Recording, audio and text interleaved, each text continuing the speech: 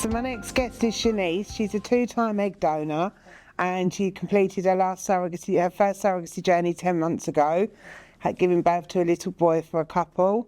And it's a pleasure to hear her story and give lots of advice and tips on how she found her first surrogacy experience. So welcome, Shanice. Thank you for coming on the podcast and answering questions. Don't be nervous. Thank you for having me. Oh, this is so strange because normally we just sit and chat anyway. We do. Yeah. So let's start with, how did you first get into surrogacy? Yeah, so I got into surrogacy from actually doing egg donation. So I have done that twice now. I absolutely loved it. I knew I was always going to do egg donation, but for me it was all about timing. From that journey, it led me on to being a surrogate, and I've done now surrogacy my first journey. Oh, that's amazing. And how did you find it? How did you find sort of where to go for surrogacy? So I did my egg donation from the London's Women Clinic, and from there I was asked by a receptionist if I'd considered helping out more, basically, after doing it twice. And I knew with surrogacy, I've never looked into it. I didn't know much about it, where to go. So with that information, I went away, I did a little bit of my research, and I came across nappy endings. And for me, it was the start of a magical journey, basically. Aww. Yeah. For me too, definitely, 100% for me too. And what's been the most rewarding moment for your journey so far? I would say most rewarding journey from doing surrogacy would be giving birth. Yeah. I can't even put it into words, to be honest with you. It's impossible, isn't it? Yes, it is a magical moment that I will never forget. That feels like yesterday. But just seeing the light on their faces and the smiles, it was incredible. Yeah. Aww. The room was just filled with so much love and joy. So. I still get asked it. It's impossible to put it into words, isn't it? Yeah. Oh, and on the flip side, was there a hardest part for you, would you say? Oh, yeah, no, definitely. I think doing this journey at the beginning as well, I didn't want to add any more trauma or any more upset to an intended parents journey, but I remember doing the embryo transfer, waiting the 2 weeks, and when I did that, unfortunately, I wasn't successful in my first round. And I think breaking that news and telling them kind of made me feel a little bit like I've added to their journey another heartbreak. Is it going to work? So I think for me, already at the beginning of the journey, I kind of realised how difficult it could be. Yeah. And that, you have to be very positive. You have to be very calm in this process and very optimistic as well for anything that might happen. But I would definitely say that was probably the hardest yet the most important part, I guess, that led me on to obviously having a successful pregnancy after. Yeah. So I think it's always important to remember that is the hardest call to make, but I've had to make it myself before. But remember always that you're giving them hope. Yes. Yeah. That's a really important thing, I think, to remember.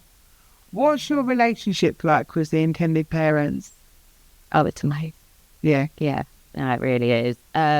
We have a WhatsApp group chat. We call. I get photos sent, videos sent. I'm very grateful for the relationship that we've got and that we've built throughout the journey, especially from pre to now, like post. Baby's 10 months old, and it's just wonderful, really. Yeah, I'm very, very grateful. Oh, it's lovely. Would you do it then? I would. Yeah. I would, yeah. It's addictive. I don't know if I'd have another one myself to keep, but I could definitely do a surrogacy journey for someone and make their dreams come true again. and a sibling journey if they ever wanted. 100%. Yeah. Oh, that's special. That's so lovely. If someone listening was to be curious about surrogacy, what's the one thing that you'd want them to really sort of take away and sort of get a message to them about it? I'd say to definitely do your research. That is a big thing as well. Make sure that you feel comfortable. You have to feel comfortable in this process because you will be put in uncomfortable situations as well. Yeah. So I would say to someone, and just make sure that obviously you're going in and doing it for the right reasons, and stay true to yourself, definitely. There's highs and there's lows in this journey, definitely. But you need that support around you as well. Yeah. Make sure to get you through. Yeah, no, definitely 100%. From pre to post care, what would you say your personal experience was like with nappy endings? And there's no, you be as honest as you want. Amazing. Oh, No, truly, it was. I remember even from my initial first phone call, it was just personable.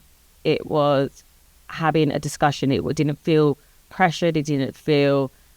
There was just something about having that raw, honest conversation, and just from your experience as well to another person, it kind of made it feel like, okay, this is something that I could do, and this is something that I feel like I would be supported in my journey.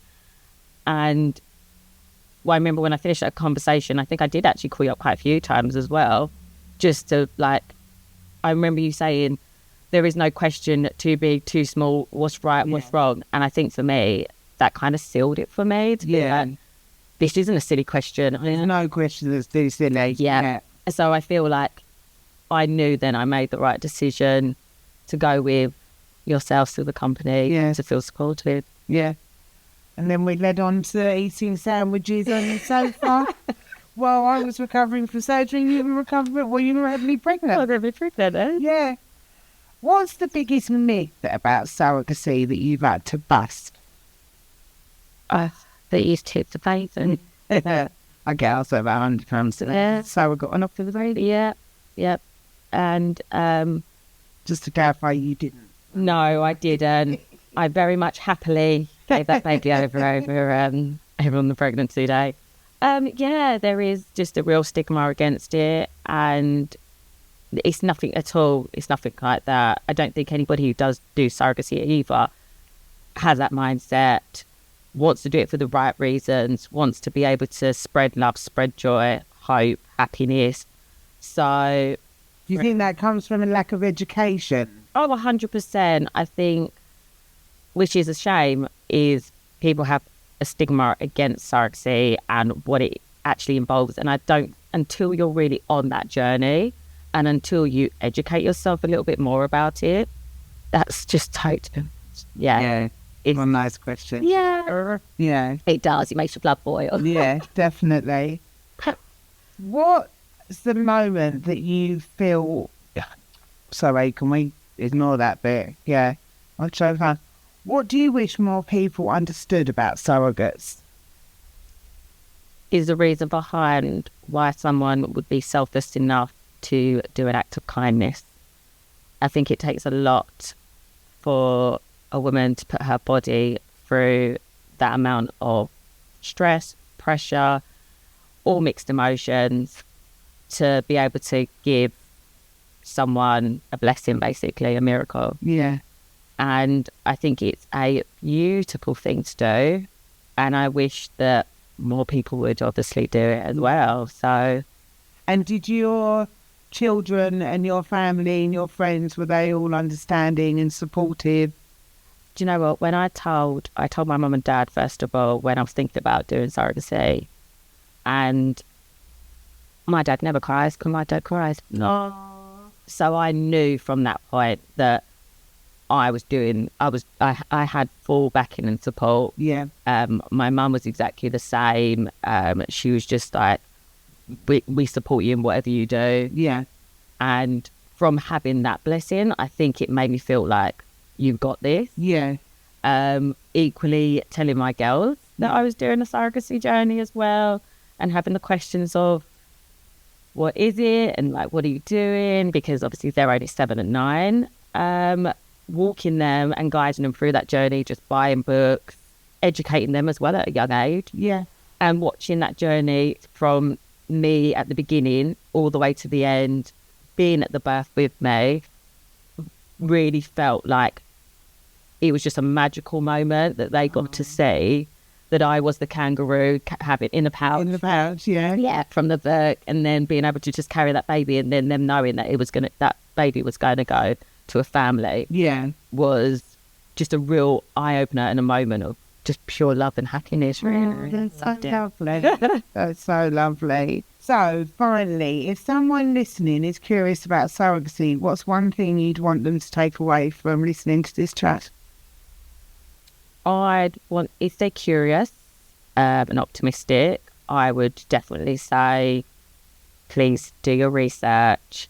I feel like Nappy Endings is the best choice for that as well, agency-wise. You will definitely feel supported pre to post. I think you need that network around you. And I would say to explore, but definitely to do. Yeah, I would. I'd tell friends and family, if you've got a really good mindset about it, and it's something that you want to do, then it's one thing that you definitely won't regret.